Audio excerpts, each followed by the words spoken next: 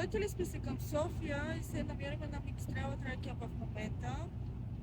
Отиваме към как беше? Музейко, да разгледаме какво има там. И междувременно се чудим и сме в дилема за нещо, което не знаем точно какво да правим, защото сме нови в заснемането на видеа и искаме да си купим камера, но се чудим между GoPro или между Osmo Action. Моля, ако някой има наблюдения, нека да пише в коментари, защото ние гледаме ревюта, но пак се чудим кое би било по-подходящо за нас като за начало.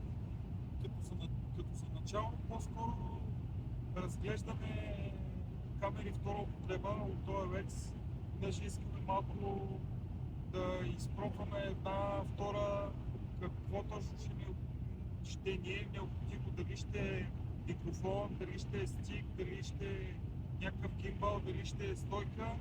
И като се ориентираме в нещата, ние искаме да даваме супер много пари за чисто нойз, това сме по-скоро склонни да вземем нещо втора употреба, което ако преценим, че е окей и ни върши работа, да купим ново от следващото поколение или съответно ако решим, че не е за нас и не е нещо, което ни върши работа, пак да го продадем, за да може да се по този начин на принципа проба грешка да си намерим оптималния вариант за нас, за клипчетата, които искаме да правим, кое ще е най-подходящо, кое ще е най-функционално, да, и кое ще е най-лесно да използваме. Ако някой е минал вече по този път, понеже на нас много рядко ни остава време да седнем да четем информация, ако някой вече е минал по този път и е намерил и може да даде съвет, нека да напише един коментар.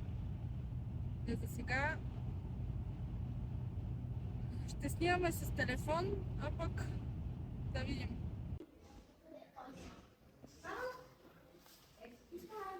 Тук какво трябва да направим? Не знам.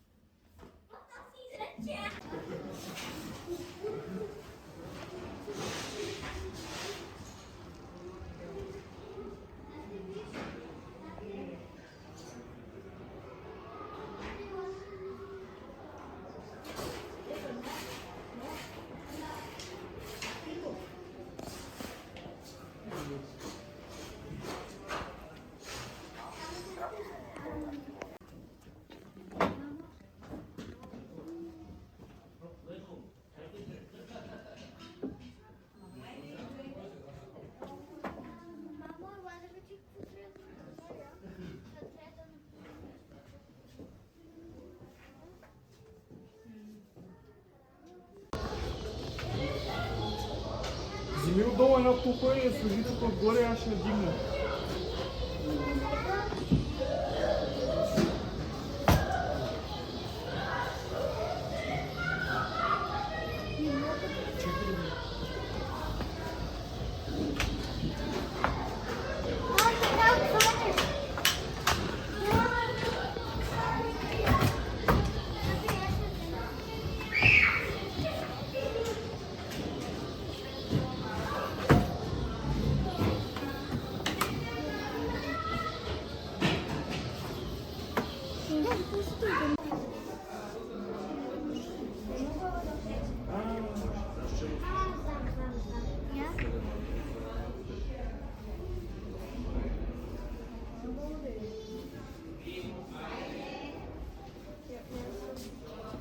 Искам да пробвам един камък.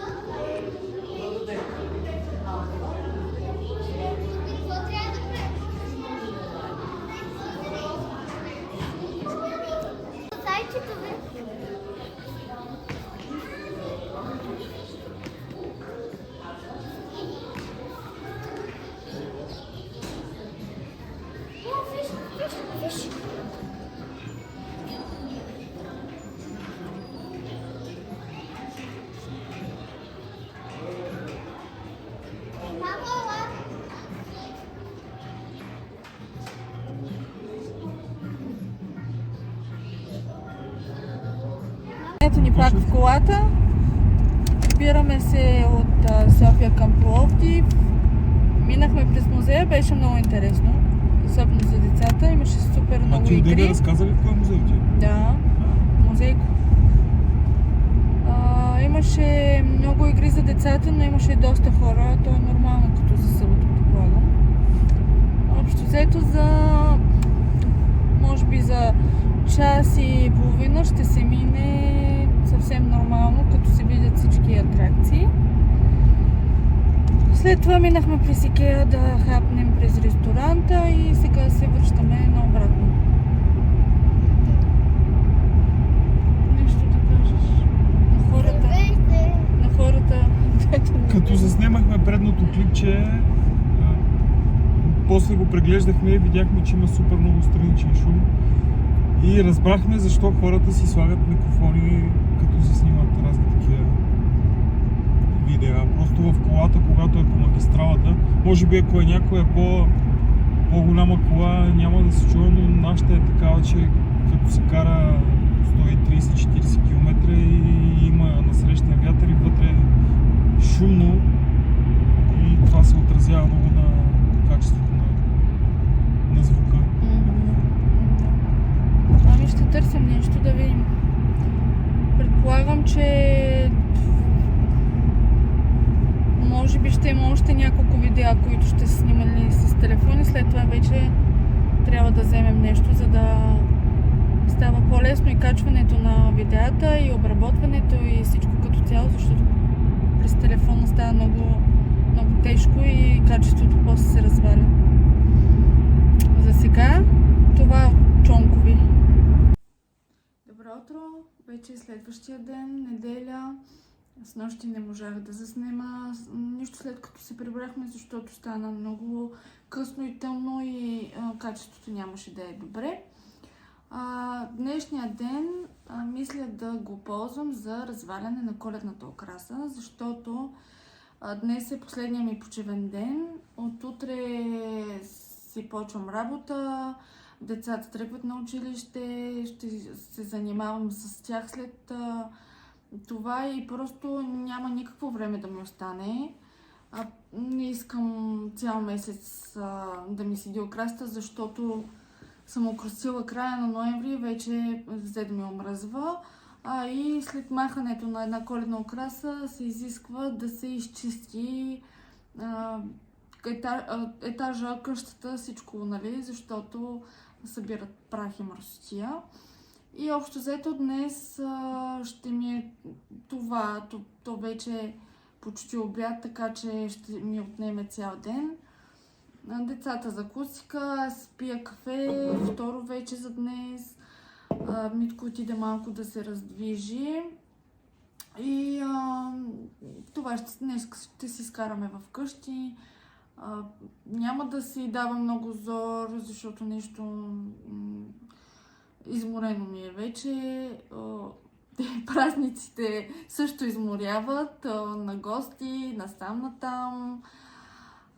И така че ще ви пусна едни забързани кадри от махането на украсата, след което ще готвя, едва ли ще го заснема, трябва да направя нещо за вечеря и така.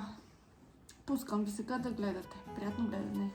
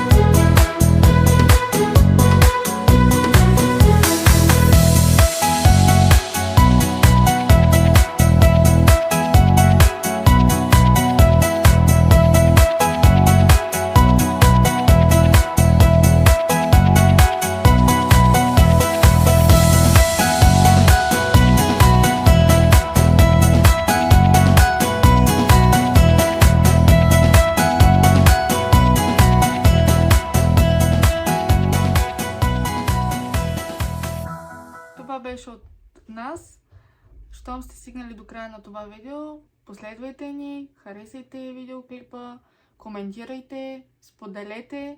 Това значи много за нас и много ще сме и благодарни и ще сме мотивирани да правим още повече видеа. И натиснете камбанката, не краварката.